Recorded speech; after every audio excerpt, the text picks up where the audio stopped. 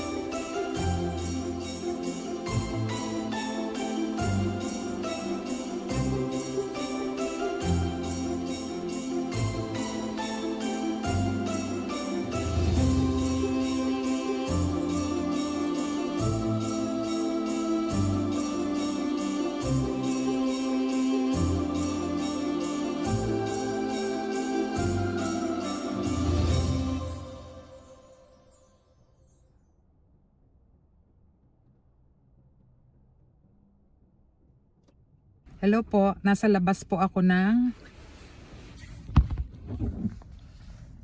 Seafood City.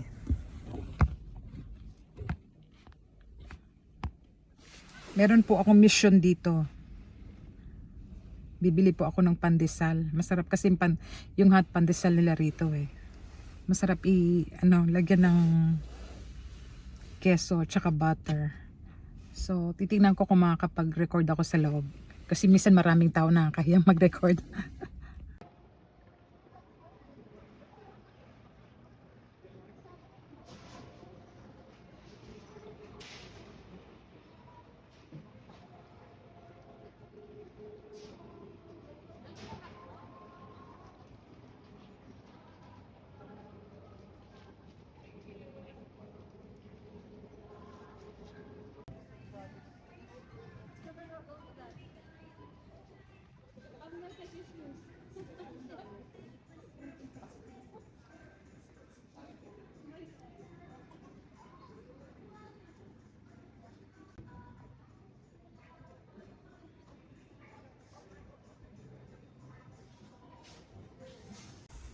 Good morning po. Smear na po ito uli.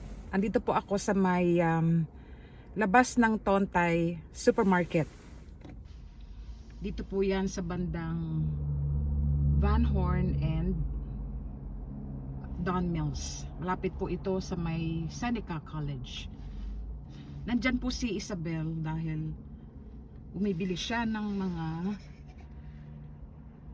titingnan namin ng pwedeng ihanda sa 24th kasi meron kaming konting salo-salo. Habang naghihintay po ko kay Isabel, maikwento ko lang ng saglit yung nangyari sa akin nung nabanggit ko dun sa isang video ko na nagkaroon ako ng thyroid cancer at thyroidectomy noong 2010. Ang nangyari po kasi sa diagnosis ko na yon, in one of those annual physical exam, may na-feel yung doctor kasi yung doktor napansin ko masyado niyang dinidiin yung leeg ko rito. Talagang madiin na madiin. So nagtataka ko kasi hindi naman siya normally ganon. Kasi every year nagpapa-physical exam po ako. Libre po yun dito sa Canada. So habang pinipisil-pisil niya yung aking lalamunan, may sinabi siya sa akin na kailangan magpa-check up ako further ng aking leeg. So, ang journey ko po nung aking thyroid cancer, marami po akong mga doktor, after my family doctor, marami akong mga doktor na napagdaanan, mga espesyalista. So, yung syempre, biopsy and ultrasound, yan. Tapos nung na-confirm nga na cancer, tinawag ako nung oncologist. So first time na na-meet ko siya, tinawag niya ako. Tapos yun nga sabi, thyroid cancer. Ang parang naramdaman ko po noon, talaga ito yung physical reaction ko. Para akong nasa tagiliran ng bangin. Ito po yung talagang naramdaman ko. Wala pong biro. Andun ako sa may bangin na wala nang ibang place to go further but to go over the cliff. So, yun yung parang the end na. Parang the end na ako. 2010 po ito. Tapos pumasok sa isip ko, parang few seconds, medyo, siyempre, takot at panic. A few seconds after that, or few minutes after that, sabi ko, wait a minute. Andun yung nanay ko, andun yung tatay ko, andun yung kuya ko, and I wanna see them, and I wanna be with them. So, actually, parang okay na, sige na. Yun yung aking reaction. So, hindi naman po sa pagdadrama, pero syempre, mga isang oras ko lang po yun na parang gano'n yung fear. After that, parang sige na, we'll just go through whatever medication and then we will take it from there. Meron po akong co-worker dati, she passed away from breast cancer. Nabanggit niya sa akin noon kasi parang chemo sessions niya noon eh. Pero way advanced yung kanyang breast cancer. Sabi niya sa akin, kasi wala pang schedule yung surgery ko. Sabi niya ganun, Mirna, huwag mong titigilan yung pagtawag sa sa doktor mo kasi kailangan na schedule agad yung surgery mo. Kasi ganun pala po dapat na kung may surgery parang recommendation ka, dapat ikaw na mismo ang mag-follow up. Parang kumbaga mangungulit ka na kailan ba yung aking surgery, kailan ba yung surgery. Kasi somehow parang matitigil po yung mundo mo doon dahil di ka makapagbakasyon kasi baka tawagan ka sa surgery mo. You cannot do a lot of things dahil nga naka-on hold yung buhay mo o yung mga activities mo. So, mga tatlong mga espesyalista pa yung tumingin sa akin. Ultimately, sa kakukulit ko, nabigyan ako ng schedule sa may Sunnybrook Hospital.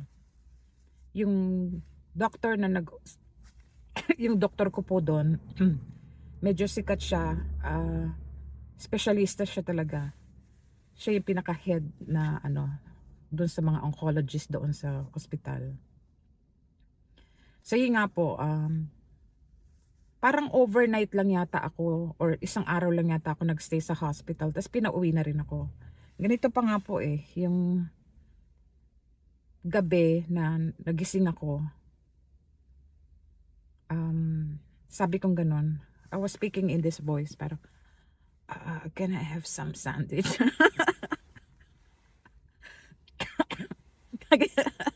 Kagigising lang naghanap ng sandwich. Sabi ko pa, can I have some sandwich? Kasi may nakita akong nag-serve ng sandwich na nurse. Sabi ng nurse, why you speaking like that? You need to speak normally. Sabi niya gano'n sa akin. Oh, sabi ko, oh, I can speak normally. Sabi kong gano'n. Kasi akala ko dapat alalay lang yung pagsasalita. Parang binigyan yata niya ako ng kaprasong sandwich. Mapapasin niya lahat ng kwento ko may connection sa pagkain. May napansin ako. Isang beses tumawa ako. Ay lumabas ng tawa ko. Sabi ko, ay lumabas. Sabi ko, bakit ay lumabas? Hindi ko mailabas yung tawa ko. So, ang tawa ko po ngayon may effort parang manggagaling dito yung tawa ko. So, okay, I can live with that. May isa pa na na-discover ako, mga a few weeks from then. May kinakanta ko, hindi ko yung note, hindi ko naabot. Kasi po ako choir ako nung elementary, choir ako sa Department of Trade, tsaka choir ako sa simbahan. At saka hindi nyo po na itatanong, iniistorbo ko po yung mga kapitbahay ko kasi mahilig po akong magkaraoke nung nasa Pasay ako. So meron pong note na hindi ko naabot. Ay, doon po ako umiyak kasi na-realize ko. Sabi ko, bakit hindi ko na maabot yung mga matataas na notes? Ang outlet ko po sa buhay kumuha ng mic, or kung walang mic, basta i-on ko lang yung parang karaoke. -1 pa ho yun dati Tapos kakanta ako para lang mailabas yung aking outlet ko po yung singing. So, sabi ko dun sa doktor ko,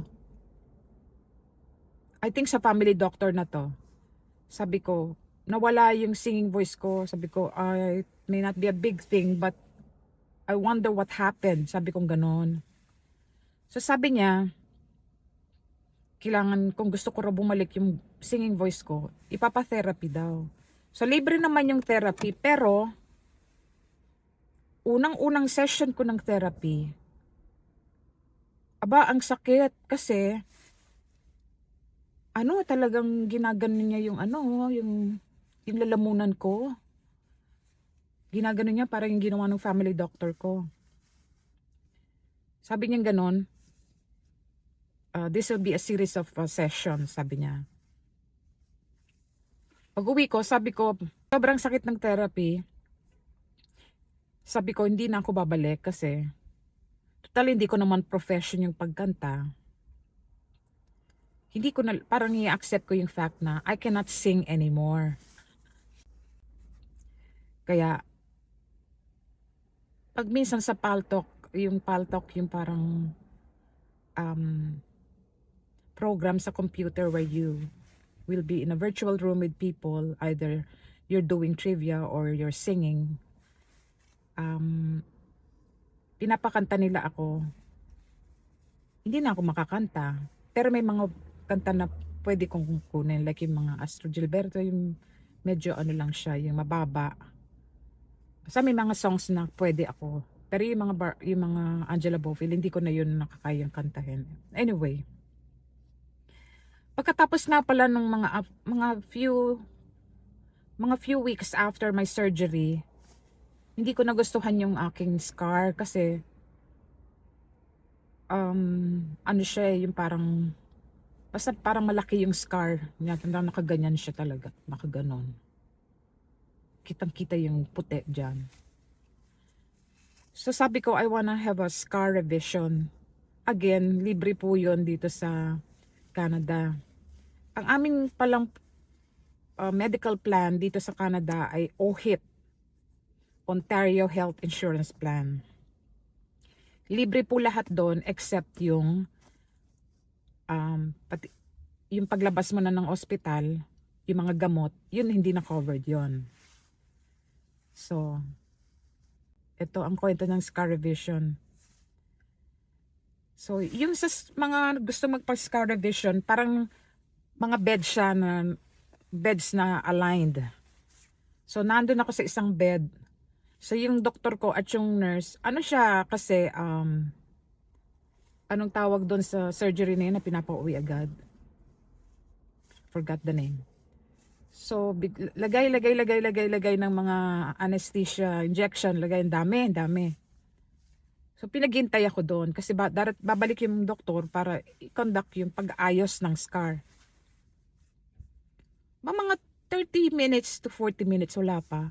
Alam nyo ginawa ko?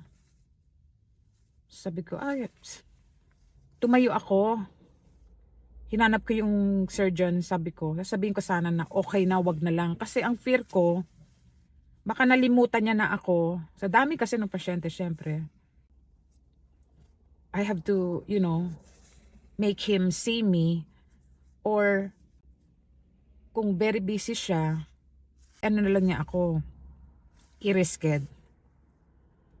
So yan, nakita na ako ni doktor, nasa labas ako. So nilapitan nila ako doon sa hallway, siya tsaka yung nurse. Sabi niya, the anesthesia is gonna be this long, it's gonna last this long, so you'll be fine. So bumalik ako doon sa sa bed. Dahil doon sa scar revision na yon, yan yung aking thyroidectomy scar, hindi kita. Kasi nga, nagkaroon na ako ng gano'n na scar revision. Mabalik tayo dun sa OHIP or Ontario Health Insurance Plan. Yan pong OHIP, ang medical plan ng Ontario.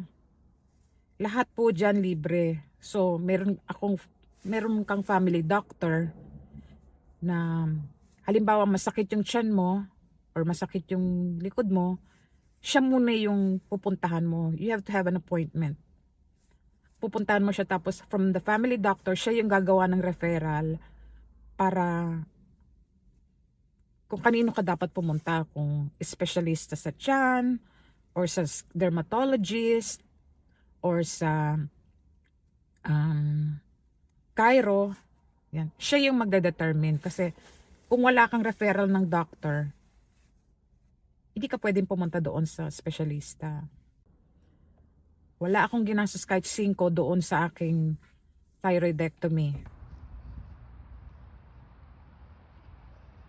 Ang ganda ng park, ano?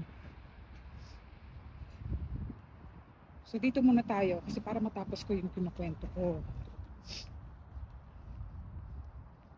Tungkol doon sa medical coverages.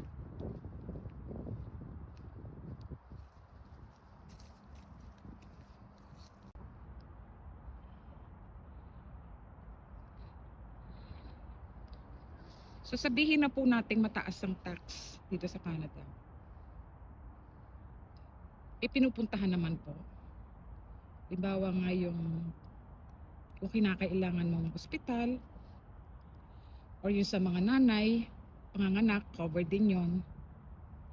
Halimbawa naman pong kunwari breast cancer, ultimo po yung parang reconstructive surgery or yung halimbawa ay kinakailangan mong magkaroon ng implants, i-cover yon ng OHIP. So yun.